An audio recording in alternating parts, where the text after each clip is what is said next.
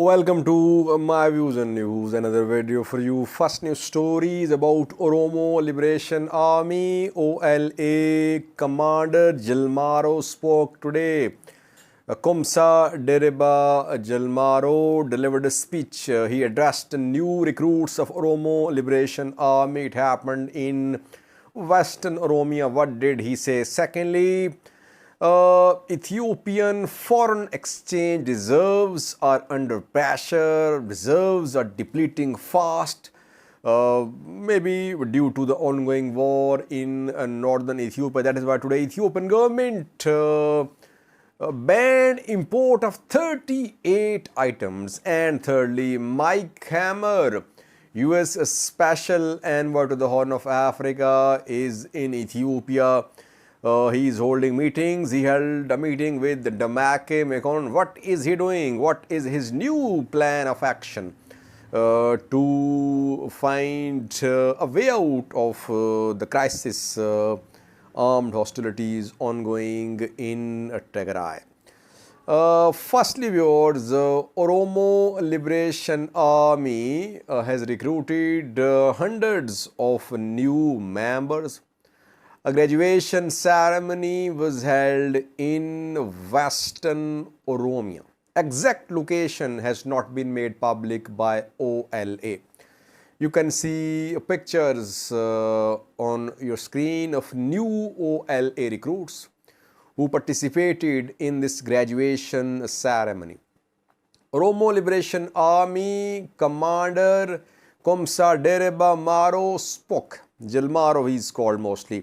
And he addressed the recruits. And he said, firstly, that several offensives had been launched on Oromo Liberation Army by government forces in recent years. But OLA survived. OLA resisted, it repelled all offensives. Secondly, he said that OLA is recruiting thousands, and the ceremony, graduation ceremony, is a proof that OLA is still in Oromia. It is a force, it is a power, it is recruiting, and no one can stop OLA from achieving its goal.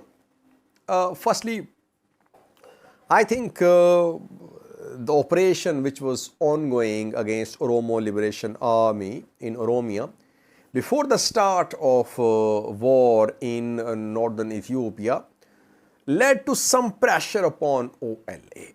OLA had to retreat from towns, from main places. On southern front, it suffered more losses than on western front. Then started the war in northern Ethiopia. For OLA, this war was a blessing in disguise, you can say. After the start of the war, Ethiopian National Defense Force, federal police were relocated from Oromia to Amhara to Tigray. And since then, OLA has been bouncing back. It is retaking territories and new territories as well. Yes, OLA has defended in the past as well. It has repelled several offensives in the past, no doubt about it. But question is, how far has OLA come in achieving its target? Its target is Addis Ababa. Finfine, OLA called it. OLA says it wants to capture Finfine. It wants Oromos to rule and Oromos to decide their future. But has OLA made any considerable progress so far? It takes new territories, then government offensive is launched, it is pushed back. Once the offensive is eased a little, OLA retakes territories. It has been happening for years. But OLA is still not a major threat to Addis Ababa, Ethiopian capital. Yes, it is in control of some towns, some waridas in the Oromo region. But we cannot say that OLA is about to take control of Addis Ababa.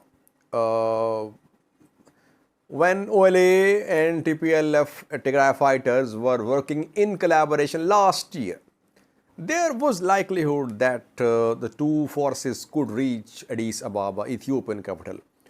But Tigray forces decided to retreat, and OLA was forced to retreat as well. So now no likelihood of OLA reaching the capital, but it is reorganizing, it is regrouping, recruitments are underway in mostly in western, central as well and southern parts of Oromia. Secondly, Ethiopian economy is under pressure. Foreign exchange reserves are under pressure. Foreign exchange reserves are depleting fast. Ethiopia has to pay around 600 million US dollars to creditors in coming 2 to 3 months. Ethiopia wants rescheduling of these loans if it pays around 600 million US dollars to creditors. Foreign exchange reserves will decline more. And now, while government is trying to get the loans rescheduled, loan payments, today government imposed ban on import of 38 items. Main objective behind this decision is to stop foreign exchange reserves from declining, from depleting, and 38 items which are banned now for import include chocolate, chewing gum, whiskey, sweet biscuits, bicycles, perfumes, artificial hair, and other items.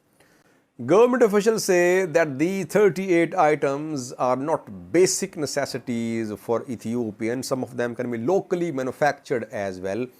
Their import was having a bad impact on Ethiopian import bill, and these imports were causing problems for foreign exchange reserves as well. So it's a clear indication that Ethiopian economy will face serious challenges in coming months, especially if the war goes on.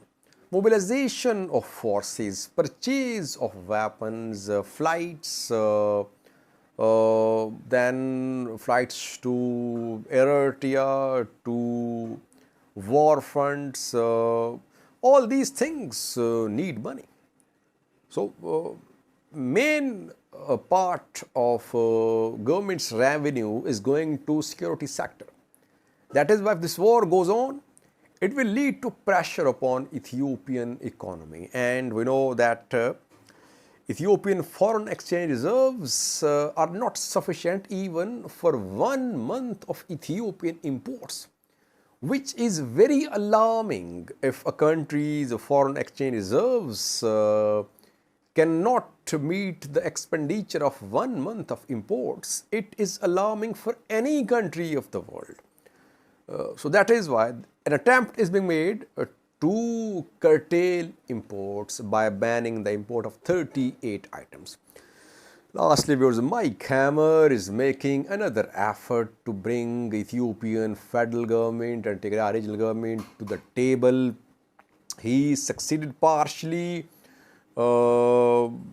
in September when he convinced Ethiopian federal government representatives and Tigray regional government representatives to hold talks in Djibouti. Talks were held, but talks failed. Then second attempt was made by Mike Hammer and US when the two sides were invited to talks by African Union in South Africa. This initiative failed as well as Uhuru Kenyatta pulled out of talks. Tigray also raised questions. Now, a third attempt is being made, and in coming days there could be announcement of venue and date of talks. That is why Mike Hammer today held meeting with Ethiopian federal government representatives. He held a meeting with Demeke Mekonnen, Deputy Prime Minister and Foreign Minister of Ethiopia. A new date is being finalized reportedly. Venue and date are under discussion.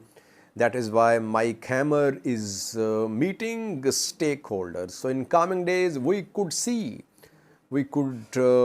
hear announcement of date and venue of talks. Thank you for watching.